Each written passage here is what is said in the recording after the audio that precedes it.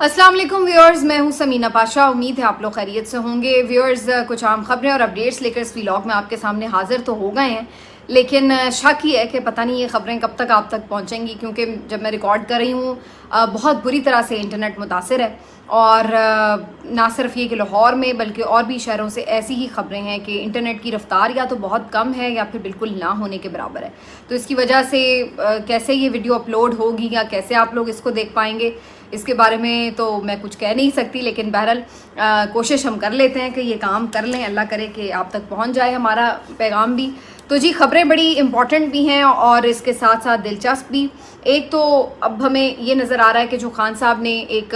मुज़ाकरात की ऑफ़र की है, उसके ऊपर फ़िलहाल तो बज़ाहिर नज़र नहीं आ रहा कि कोई बहुत सेन किस्म का रवैया हो, और यही नज़र आ रहा है कि लड़ाई शायद जारी रखने की तरफ सोचा जा रहा है, क्योंकि जो उनके तर्जुमानों के आ रहे हैं बयानात, उससे ये अंदाज़ा हो रहा है। लेकिन क्या ये मुमकिन हो पाएगा या नहीं, इसके ऊपर ज़ाहिर है एक अलग बहस हो सकती है। तो एक तो जनाब कुछ पैगामात आए हैं, वो आप तक मैं रखूँगी सामने। आलिया हमज़ा की ज़मानत मंजूर हो गई है, एक बड़ी खबर है। खदीजा शाह की तरफ से एक खबर है जी, वो क्या पार्लियामेंट का हिस्सा बन रही हैं या नहीं।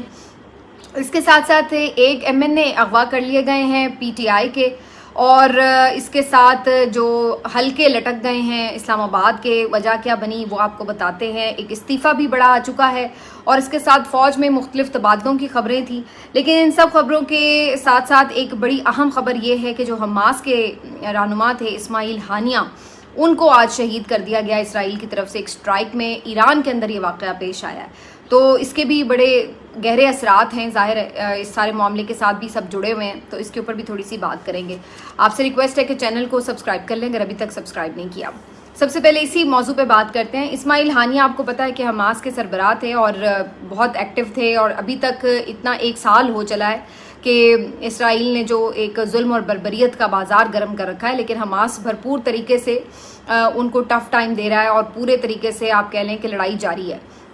लेकिन इसके बावजूद भी कुछ मुल्कों से उनकी सपोर्ट हो भी सकती है, कुछ मुल्कों से नहीं भी हो रही, लेकिन वो अपनी लड़ाई जारी रखे हुए हैं। लेकिन आपको मालूम है कि इस्माइल हानिया के ईरान के साथ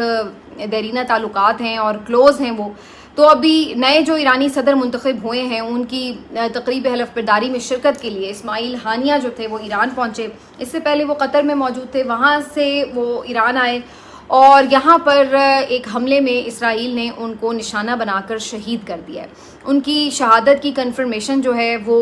हर तरफ से हो गई है,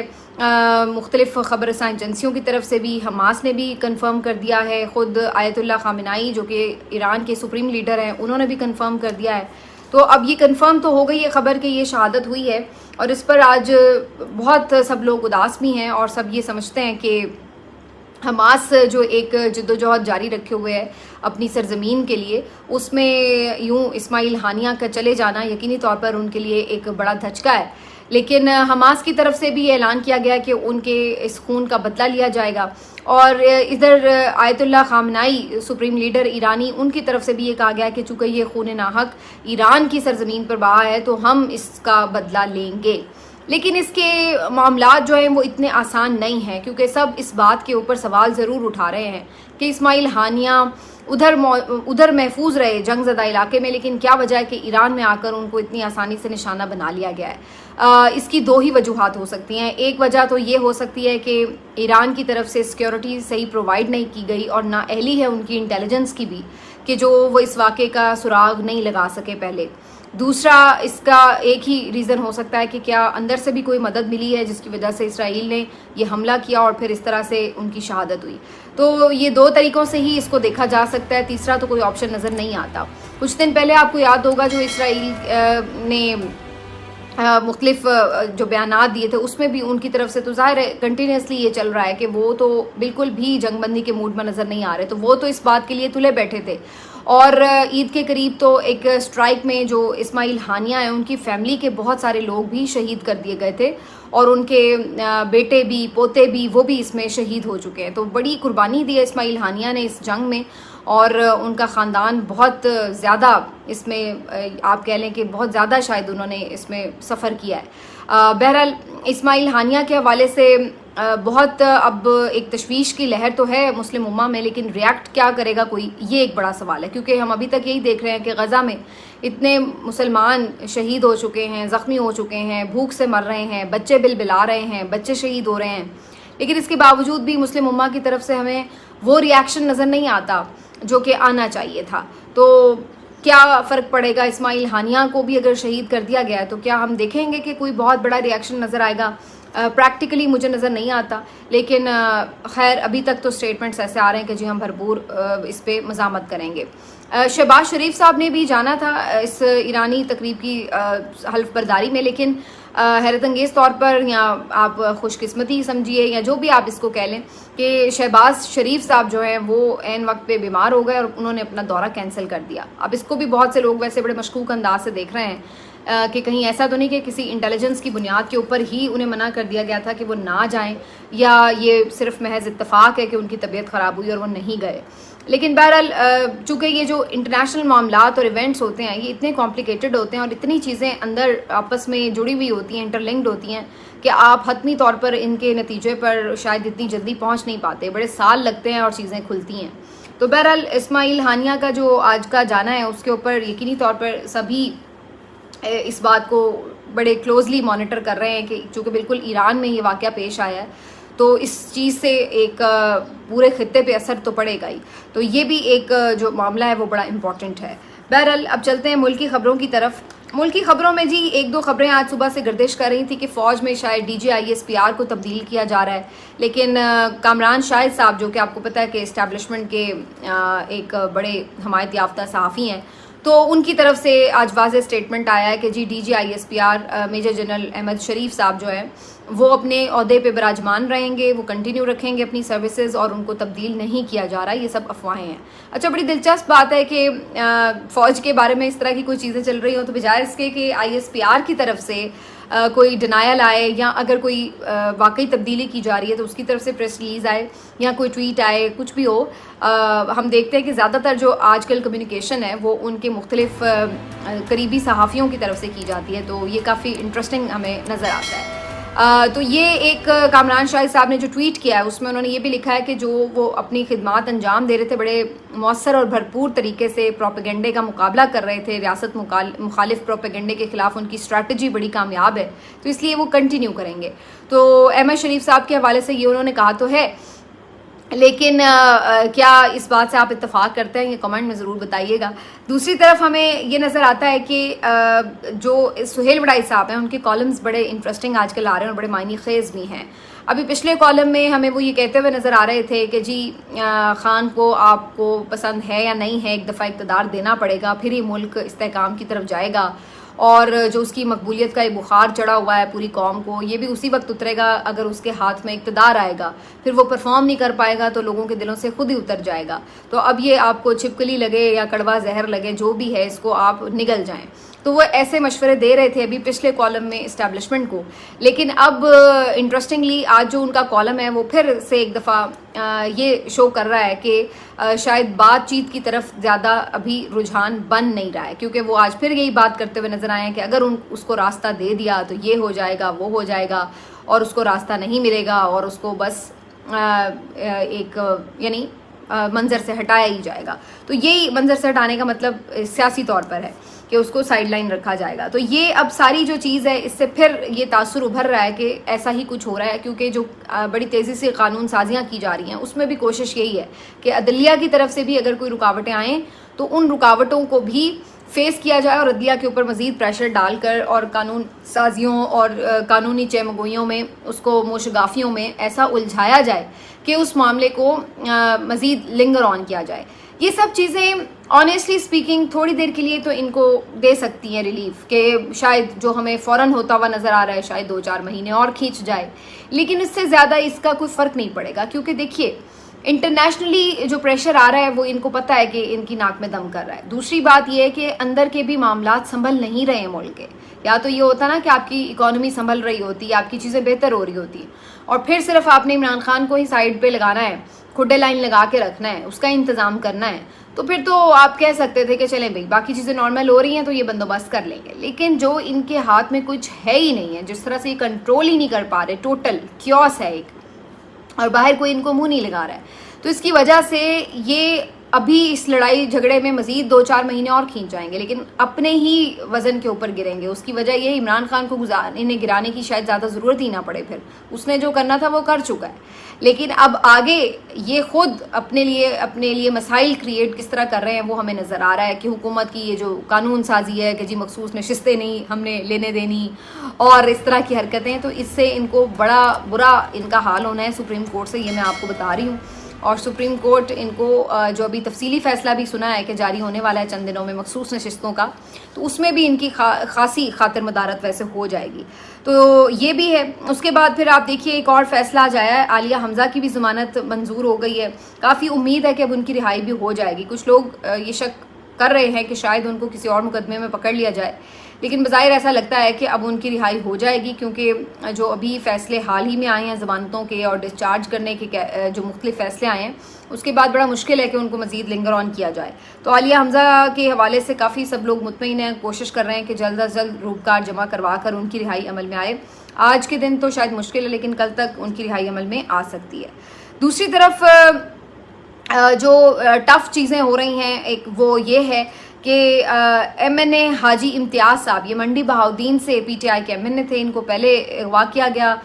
پھر جب اس پہ شور مچا اور مقدمہ بازیابی کے لیے لگا تو پھر انہوں نے فوراً ان کو پروڈیوس کر دیا اور بتایا یہ گیا کہ اینٹی کرپشن نے ان کو پکڑا تھا اور کوئی کرپشن کا کیس بنا دیا. اب جب اینٹی کرپشن والے اس کیس کو لے کے چل رہے تھے تو سارے کیس بھی پھر اسی طرح کے ہوتے ہیں، جلد بازی میں جو بنائے ہوئے ہوتے ہیں، ان میں اتنے لوپ ہولز ہوتے ہیں کہ عدالتوں میں وہ ٹک نہیں رہے ہوتے. تو اس کے بعد آج ایک عجیب و غریب کہانی ہمیں سننے کو ملتی ہے اور خبر یہ ہمیں آتی ہے کہ جی پولیس لے کے اینٹی کرپشن والی جا رہی تھے کہ راستے میں اچانک نامعلوم افراد نے فائرنگ کر دی. ٹھیک ہے جی، اینٹی کرپشن والوں کے اوپر نامعلوم افراد نے فائرنگ کر دی اور جو حاجی صاحب ہیں ان کو ان کے قبضے سے چھڑا کر وہ اپنے ساتھ اغوا کر کے لے گئے. تو اب یہ نامعلوم افراد کے پاس پہنچانے کے نئے نئے طریقے ہم سیکھ رہے ہیں کہ اب انہوں نے کہا کہ گھروں سے جب ڈائریکٹلی ابڈکٹ کرتے ہیں تو پھر عدالتیں پیچھے پڑ جاتی ہیں. تو اب اس طریقے سے بھی کیا جا رہا ہے کہ پہلے پولیس کے سامنے گرفتاری ڈال دی، بعد میں ان کے قبضے سے لے گئے. یہ تھوڑا کیس عمران ریاض خان سے ملتا جلتا ہے کہ سیالکوٹ پولیس نے انہیں گرفتار کیا اور اس کے بعد پولیس کی تحویل سے انہیں کہیں اور بھیج دیا گیا. بعد میں پولیس نے آ کے کہا کہ جی ہم نے تو رہا کر دیا تھا، ہمیں نہیں پتا وہ کہاں ہیں، اور پھر اس کے بعد وہ 5-6 مہینے لاپتہ رہے تھے. تو یہ اس سے کچھ ملتی جلتی ہی کہانی نظر آ رہی ہے. آج ان کے جو بھائی ہیں البتہ انہوں نے پریس کانفرنس کی. حاجی صاحب کے بھائی یہ بتاتے ہیں کہ ان کے اوپر بہت شدید پریشر ہے کہ پاکستان تحریک انصاف کو چھوڑ دیں. یاد رہے کہ یہ ان 41 ممبران میں سے ہیں کہ جو ابھی تک الیکشن کمیشن مان نہیں رہا کہ پی ٹی آئی کے ہیں اور انہیں آزاد رکھا ہوا ہے، اور ان کے اوپر بھرپور کام ہو رہا ہے کہ ان میں سے کچھ لوگوں کی جو وفاداری ہیں وہ تبدیل ہو جائیں. اور ان کے بھائی کا یہ الزام ہے کہ ان کے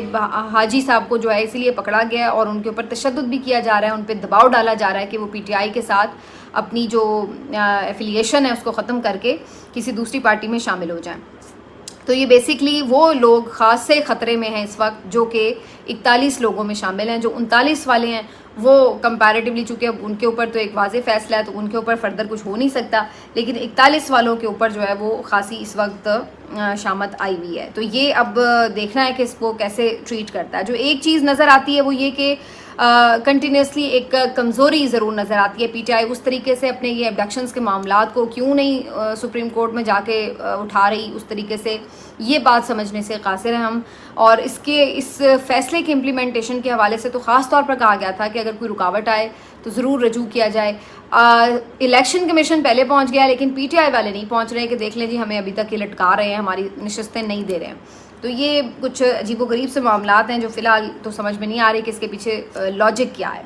اس کے علاوہ آج ایک جو خبر ہم نے دیکھی وہ یہ کہ جسٹس طارق محمود جہانگیری صاحب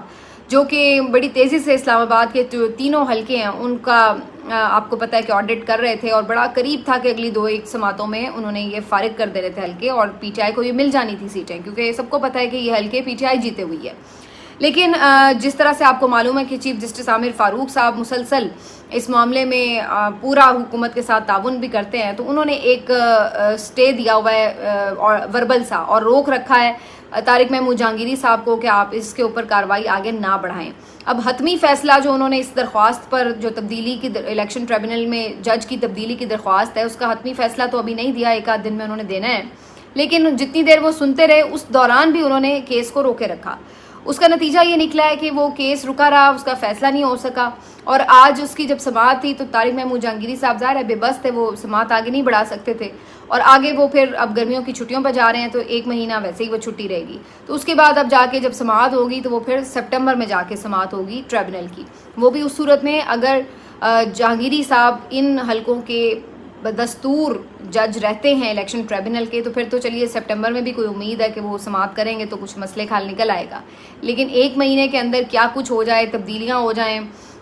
ججز بدل دیے جائیں اور قوانین پاس ہو کر کچھ کا کچھ یہ کر دیں, تو آپ بہت اس کو لنگر آن کر سکتے ہیں, تو 1 مہینہ کافی ٹائم ہوتا ہے. تو طارق محمود جہانگیری صاحب اگرچہ اس بات کے لیے بالکل ولنگ تھے کہ قانون کے عین مطابق 180 دن کا قانون کہتا ہے کہ اس کے اندر آپ نے ٹریبونل نے فیصلے کرنے ہیں, تو وہ اس کے بالکل اکارڈنگلی چل رہے تھے, لیکن عامر فاروق صاحب نے جان بوجھ کر اس معاملے کو لٹکائے رکھا, اور دوسری طرف اسی طرح سے چیف جسٹس قاضی فائز عیسیٰ صاحب بھی اسی طرح کی ایک پٹیشن کو لے کے بیٹھے ہوئے ہیں. انہوں نے بھی جو لاہور کے مختلف حلقے ہیں وہاں پر بھی پنجاب کے مختلف حلقوں میں جو سماعتیں ہیں وہ روکی ہوئی ہیں. تو اس طرح اوور آل یہ ہوا ہے کہ جتنے بھی آڈٹ ہونے تھے فارم 45 کے وہ فی الحال سارے کھٹائی میں پڑے ہوئے ہیں اور لٹکے ہوئے ہیں. اس کے ساتھ جی ایک آخری خبر آپ کو دے دیں کہ خدیجہ شاہ جو ہیں وہ نامزد ہوئی تھی مخصوص نشستوں کے لیے, لیکن پھر ان کا نام ڈی لسٹ کر دیا گیا. وجہ یہ تھی کہ ان کے پاس دوہری شہریت ہے, اور دوہری شہریت کا حامل کوئی بھی شخص رکن پارلیمنٹ نہیں بن سکتا.